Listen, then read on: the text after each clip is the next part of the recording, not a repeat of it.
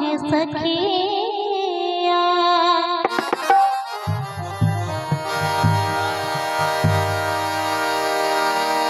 सतगुरु एलन मोर भवनमा है सखिया आजू शुभ दिनमा आजू शुभ दिनमा है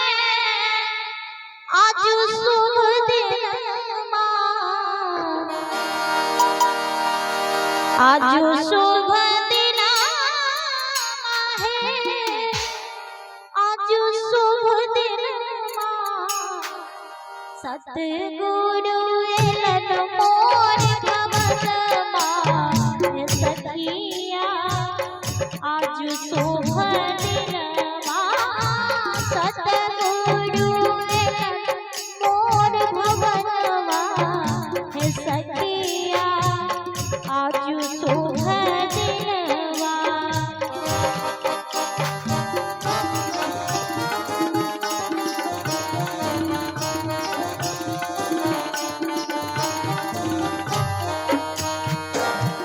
चंदन चौकिया गुरु की आसन देवन चंदन चौकिया गुरु के आसन देवन जलनाई चरण पखारब है सखिया आजू शुभ दिनवा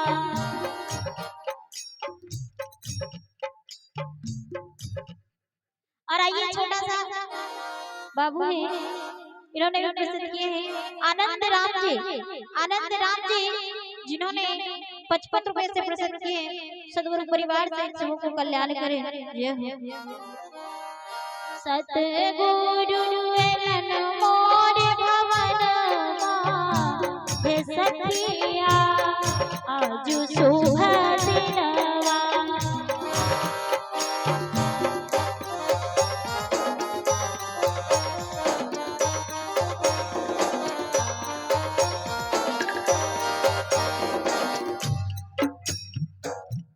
सरोज कुमार ये है सरोज कुमार जिन्होंने 51 रुपए से प्रसिद्ध किए हैं सदगुरु सदा खुशी आनंद रखे और ये है सत्यम कुमार बुआ सत्यम कुमार इन्होंने भी 51 रुपए से प्रसिद्ध किए हैं गुरुदेव सदा खुशी आनंद रखे ताकि माता पिता गुरु की सेवा करते हुए सदगुरु के चरणों में प्रेम बना रहे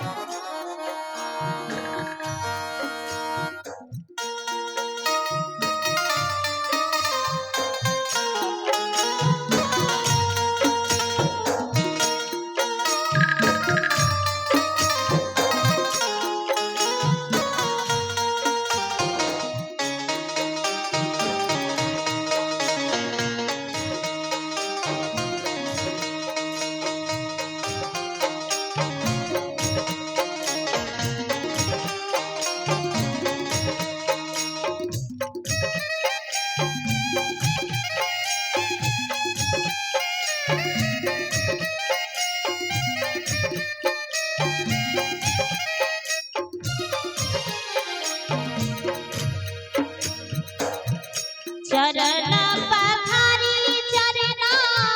अमृत लेवन चरण पखारी चरना अमृत लेवन लय लाए भवना छिटायब है सखिया आजू शुभ दिनवा